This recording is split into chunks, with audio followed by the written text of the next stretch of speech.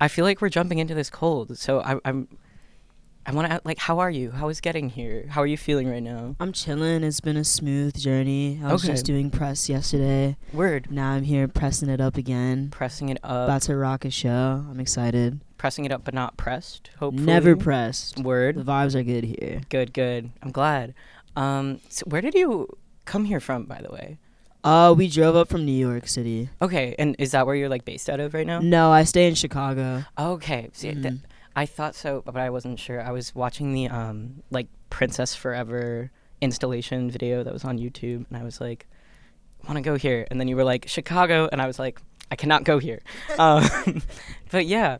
So speaking of Princess Forever, new album, cool stuff. I wanted to ask you about the music videos that you put out for it because, and I was struggling to find like the whole series, but it seems like you threw at least 3 of the music videos with Technicolor Lover, Dumb in Love with You, and is it called Give Me a Chance? The one where It they is say called Give Me a Chance, yeah. Okay, I remember by sound, not by title, so this is a problem I have sometimes. But yeah, with those 3, those seem to be in a series, but I wasn't sure if I was missing other ones in No, between. yeah. Every single video is like a series. It starts with the Dumb in Love with You video that I dropped in fall of last year up Mhm. until now with the album release and the music video for Give Me a Chance. Yeah. Yeah, All one series, one big movie. one big movie.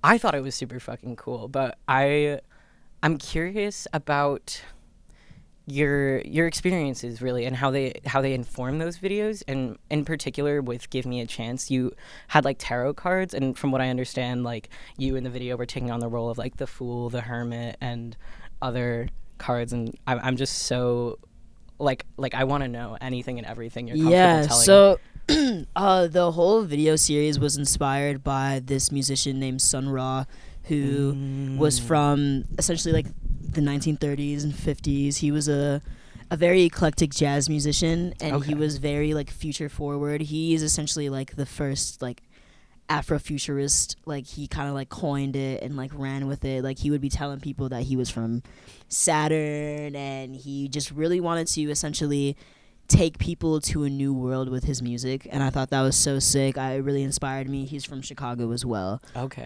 So the series is inspired by a film that he scored and starred in called Space is a Place, where essentially he discovers a new planet and tries to figure out a way to like get black people there, which I thought was really dope, and I kind of just like made my own little spin on it, except like my goal is to like uplift just like-minded people like myself, whether like regardless of like what you look like, how old you are, it's just a mindset thing for me.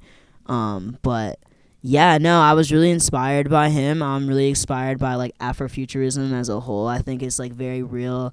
Afro-surrealism also something that inspires me a lot as someone who is like Nigerian American person growing up in America. There is a lot of like surrealism that comes with that. It's very trippy. Yes. It's very weird because I'm not necessarily like a black American. Like my upbringing is different, but like you don't see me that way because I just look like a regular person. But like it's just like, you know, it's a lot Yeah. of teetering and tottering. So Mhm. yeah, that all just kind of like comes into play with the videos. Like when you see me playing with the tarot cards in the Give Me a Chance video, that's like the finale of the video. So that the older character, who is also played by me, On the is yep. essentially supposed to be like the creator of the universe, and they're Mhm. supposed to be like teaching me lessons about life through the cards. Yeah. So yeah, it's a lot going on. I think over that there. that reads very well, especially with your choice of the cards. Thank you. Yeah. See, people who know. Exactly. I was like, you pulled out the Fool and the World, and I was like, they Yeah, understand me. There was the message there. Yeah. Yeah. And no, I think that definitely comes across, especially with, oh gosh, I can remember. You're doing great. Thank you. No, I'm blanking on the name of the song that was used in the video. The one where Princess Forever goes to a different planet and is like, "Oh my gosh, this planet can support Dumb in Love life." with You. Dumb in Love with You. See, I Yes. hear it in my head and I'm like, yeah, that's super dope. And I think, you know, with other trans artists that I've spoke to, I've talked about how like there is this sort of like our life feeling like sci-fi and being analogous with it, just because our experiences are so abstracted from what like convention is supposed to be. Yeah, we're totally aliens. Yes. Yeah. And I think, you know, you do take that sci-fi approach with your new album, but I also want to talk about the Leo Sunsets, because I feel like that one is really emotional, and it navigates much more in the material, how, you know, those experiences kind of manifest. Yeah, I like figured out I was trans like while creating that project. So it, of course, like a lot of it, like of my identity is like coming out in that music. It was made like during like peak COVID, so Yeah, very heard. much like by myself, isolated, just trying out new things, new pronouns, names, and whatnot. So Right. it was a very experimental project for sure. The Leo Sunsets. Yeah. I think I hear what you're saying about, you know, like COVID being that time for exploration. I think that's like, I don't want to say a universal experience, but it's an experience that a lot of queer people in our generation and the younger queer generation seem to voice. Is like, Oh yeah. I've heard a lot of like younger queer people around here say like, I didn't know I was queer until I had to like stay home and be with myself. Everybody came in with one set of pronouns and came out out with some more, with some different ones. Yeah. I swear, gee, I swear. That's real. Yeah. 100%. And yeah, one of the pieces on the album that like really hits me is Stop Calling the Police on Me. And I wanted to ask you about that in specific, because like in, you know, looking at the title, I'm like, okay, this is a black queer person in America. It's probably like related to police brutality. But then listening through the song, I'm like, this sounds like an experience that I've been through, where people threaten to call the police or call the police because of your mental health. So if you're comfortable speaking on that, I just like that piece means a lot to me. No, yeah. Well, I am not a fan of the police. We know this. We know this to be true. Yes. Or just authority in general, but definitely the police. Where it comes from, they were originally slave catchers, and now you see them as police officers or whatever. And yeah, there needs to be like a major reform in that. When I wrote that song, I just was upset. I've had a very heavy police presence in my life. Being from Chicago. Being from Chicago, growing up, having family members with like mental illnesses, having like house calls and things like that. I'm a avid smoker of weed. It wasn't legal at the time. So, you know, it was an issue. Yeah. And I was just tired. And I was like, stop calling the police on me. I'm Right. just trying to vibe, twin. For real. So, yeah. Yeah. Something I really enjoy about your music and your perspective is your carefree attitude. Like, you're very aware of your innate right to exist, and you flaunt that, you know, like with songs like and you know, Sensitive. You're just it makes me curious about your role in the spaces you occupy, I suppose, because you carry yourself with so much confidence, and it also seems like there's the weight of the world is kind of on you, like with songs like Voulez-vous Me Too, and There was another one on your new album, of course I'm blanking on the name, where you kind of talk about these themes of like needing to support like your whole family, and I'm wondering if that's like a literal like blood family experience, or if it's more of like your queer family and needing to support them, because that's an experience I have. I would say like all of the above. I definitely like try to support everyone in my life who is willing to, you know, accept my help. I've always been a helper. My mom was a humanitarian, so I've always grown up like just wanting to help like in any way I can. So yeah, I try to support my friends and my family, and yeah, that's really it. I just like to help. You just like to. That's a good way to be, and I think that very much comes across not only like in your music and what you blatantly talk about, but the implications, you know, like in Stay Up is a song that I like to turn to for motivation sometimes, and with themes of like you know, sci-fi and fantasy, we're all moving ourselves toward these ideals. They might as well be like the most beautiful and most productive ideals, I suppose. Thank you. Yeah. Something else I wanted to talk to you about, to the extent that you're comfortable, because I don't know you. But I wanted to talk about the influence that like transness and queerness has on your music, and obviously it comes through a lot, and like you talked about the Leo sunsets a little bit. But I've noticed, like, as you release more and more music, you seem to have more and more stability in particular parts of your identity, and I'm just curious how like music has impacted your navigation of queerness. Yeah, I would say that this new album, Princess Forever, is heavily impacted by my transness, because it was conceptualized post-transition when I was coming more into my femininity and just like becoming more confident as like a human being, a queer human being.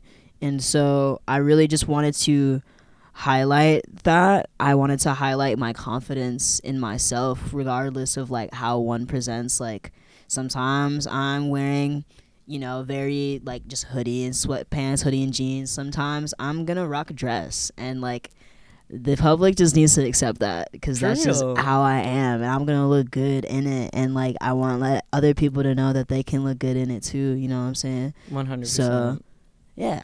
Yeah, I think a lot of trans masc people, myself included, kind of get wrapped up into this trap of like, okay, I'm on T, I'm post-op, so I have to be very like hyper masc presenting, and like the idea of passing, and it makes me very happy to hear, although I like also could have guessed from like your online presence that you're kind of on the other side of it, where it's like, nah. You just do what you want, do what feels right. Yeah, be who you want to be, speak what you want to speak, put it in the universe. Yeah. Whoever wrote that snap, for real. Yeah, that was kind of a bar. Truly. I want to talk more about the performance art aspect of your work, because like with the music videos you put out, it very much comes across that you have a cohesive vision. It's not just about the audio for you. I actually wanted to ask in particular, you put out this short series of 4 videos, and it starts with an interview and like the question of who are you, and then it kind of moves through, and like I know what I interpreted from that, but I'm just so much goes on. I'm very curious like what your interpretation of your own work was. Like what was the vision? Yeah, so the Dreamer series was really fun. That was like my first time trying to write, I guess, a script and like execute like a short series like that. Essentially the concept of the project was like self-discovery, because my first album, Goodnight Dreamer, was a major like self-discovery moment for me. I changed my name, pronouns, like, you know, really switched it up.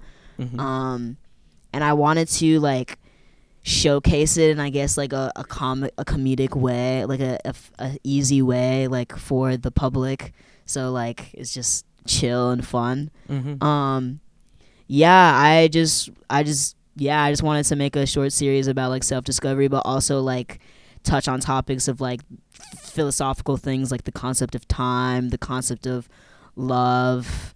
Jeez, what else? That thing dropped. That was a year ago. I'm in definitely like next year, like 2 years in my brain. But yeah, no, it was really fun. My favorite episode from that series is the time episode. It's animated. It's so sick. Yeah. We snapped. You did snap. I'm curious. Okay. Because the animation kind of looks like Gary's mod, but I'm like, there's no way I don't know what that is. Okay, it was inspired by like GTA. Yes. That reads. Yeah. Yes. No, that was extremely funny. I was watching that. Faisal's not in the room. I was watching that in here with my buddy Faisal, and we got to the part where like the guy interviewing you comes out of the clock and he's like swimming through the air, and I was just like, yes, I think this is the best thing I've seen all day. I'm like, so glad you liked that, because I know my label was like, what the hell is this kid doing? Like, why are they doing this? To Dreamer's label, trust. Yeah, trust. Let me cook. Let him cook. Yeah, no, that was very cool. And I think like the conclusion of like, you know, love over power always. Yeah. Even though there's like I feel like you created a lot of chaos there, and there's a lot of like unanswered questions. Yes, that's the point. Yeah, exactly. Yeah. It is, through all the chaos, love over power. Yeah. Yep. Cool. Specific question. Meow. Meow. About, the big crocheted shirt you wear in Technicolor Lover video? Yes. Tell me about the shirt. That was designed by this phenomenal designer named Tag Garments. They actually recently had their pieces worn by Dominic Fike during Coachella. Go. So I'm super proud of them. I believe they are Chicago-based trans person. So slay. One of my best friends and stylist, Yesterday Never Happened, is the one who like connected us, and I was like, yo, like, basically I'm gonna go to the woods and like get high and like trip on shrooms, so I want to look like a mushroom, and like shorty was like that and like snapped on that shit. Absolutely. So yeah. Yeah. It still has the dirt from that music video, and it was hung up at my art installation for the album, and it was very cool. That is very cool. Yes. Shoot, dang. Do you have any like? I'm curious what the vision is maybe for like upcoming pieces. If you have any like cool costumes in the works that you might want to talk about. If you don't, I'm always doing stuff. You're always doing and stuff. It's always gonna be sick. Just know me and the band are gonna be looking real cute on tour. Bet. Yeah. Bet. Absolutely. This is getting more into like personal realm of things that like are and aren't relevant to your music. But I'm curious about your experience with transitioning, just because of all that is going on right now. I know what my experience was, and I also know that like this quadrant of the country has a lot of like legal protections in place. So I don't know, like if you want to speak on that, I feel like that's No, yeah, I'm vibing. Yeah. Well, it was a long process. Yeah. Growing up, like quite young, I always literally would tell everyone that I was a boy, change my name, wear boy clothes, and my parents, like, they were like, what is wrong with this kid? But they're also like, fuck it, like, I'm not gonna force them, like, so long as you wear your uniform at school, because I grew up Catholic. Oh, damn. Yeah, grew up Catholic by immigrant Nigerian parents, so it was like unique, quite unique in it. But we made it. I wore my uniform, but I was like dressing like a little thought. Like I would like hike my skirt up like super high and like try to crop my shirt, and like I'd wear like makeup, and like the teachers were like not rocking with it, but I was like, I'm a princess, like let me live. So eventually, like after some stuff, I moved around a lot, and I remember I tried to come out to my mom, and I was like, yo, like I'm like, I think I'm bi, and she was like, oh hell no. And I like got shipped off to London essentially to live with my aunt, but it was honestly like the best thing for me, because I like learned so much about just life and like independency and living. And can like, I ask real quick, how old were you when you went to London? I was 12. Okay, wow. Yeah. Okay. So I was quite young when I like first came out. Yeah. And like it clicked. Mm-hmm. So I was chilling out there, and I was really just vibing. And I was able to just be by myself. I was homeschooled, so like I like didn't have to deal with like a uniform or anything. So I like figured out like my own fashion. And then like I had to move back to the States, and I kind of like tried to like be more like the normal kids. Like I wanted to be popular. I was like super into sports. I did mixed martial arts, so like I was like doing like very like masculine sports like MMA and track, but I was trying to like present girly, and it just wasn't working. Like I was looking goofy. It wasn't. Yeah. So then like I finally like figured out my swag a little bit as I grew up. But once I learned the name non-binary, I was like, these people are weird as hell. Like these people are super weird. Like they're dyeing their armpits, and like no swag. It's just like a bunch of like weird like white people. I hate it. So I was like, this shit is dumb, and I would literally like be talking so much shit like, y'all can be trans or whatever, but like this they them shit is lame as fuck. But then I met Angel, which is like my good friend and stylist. Yesterday Never Happened. And Angel was the first like black person that I saw who was queer in Chicago. And I was like, you're cool. Like, you actually have like mad swag and you're actually cool. Like, hold on, let me like Google this shit real quick. And then it all just like started coming. Like, I remember like asking like my boyfriend at the time, like, would it be weird if I like cut my titties off? And he would be like, what the fuck are you talking about? Like, he would be like freaking out. And I'll be like, you're not gay like a little bit? Like, are you sure you're not gay at all? And he's like, no. And I'm like, wait, I don't think this is working. It's the universal trans experience. No, literally. And then like one day I did acid with Isaiah. And who is the DJ of my band? They're not here because they can't wake up on time. But anyways, word. But I was doing acid with them, and I was like, yo, like, I think I'm non-binary. And they're like, what the fuck are you talking about? Like, what is that? Like, we're just tripping, like watching like Michael Jackson Evolution videos, like tripping hard as hell. And now they're non-binary too. So like, look at that shit. But anyways, like, yeah, like, it was a long journey of just like trial and error, and like once it clicked, it really clicked, and I like did a whole like fucking like 360 on that shit, and like now I'm like way sexier. Yes, I have a rawer name, more swag, more bitches, yes, more money, yes. So like we outside now. Yeah, I think that is the message. Is like once you denounce the gender binary, you ascend to higher levels of swag. I've literally ascended, like I've seen the lights. Facts. Absolutely. Yeah. Yeah.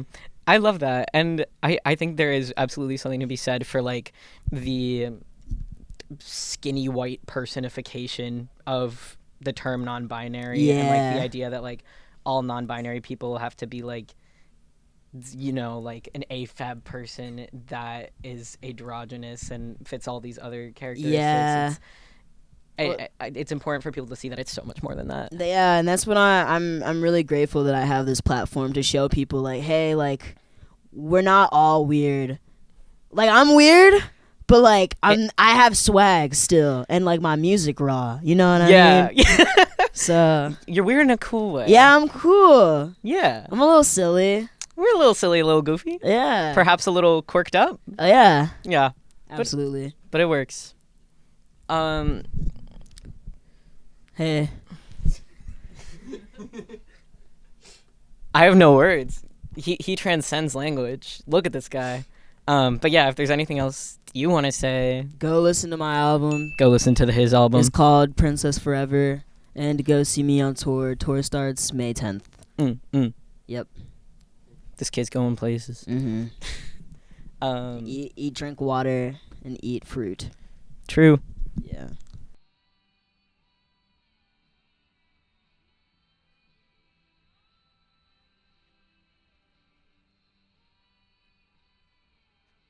We don't have to film this on camera, but do you do the little, like, the album art for... Did you draw the album art for this album? Nah. Oh. My friend Mars did. Okay, shout out to Mars. Shout out Mars. For real, for real. Gang. Yeah. Incredible. Yay. Yippee! Yippee! Yippee!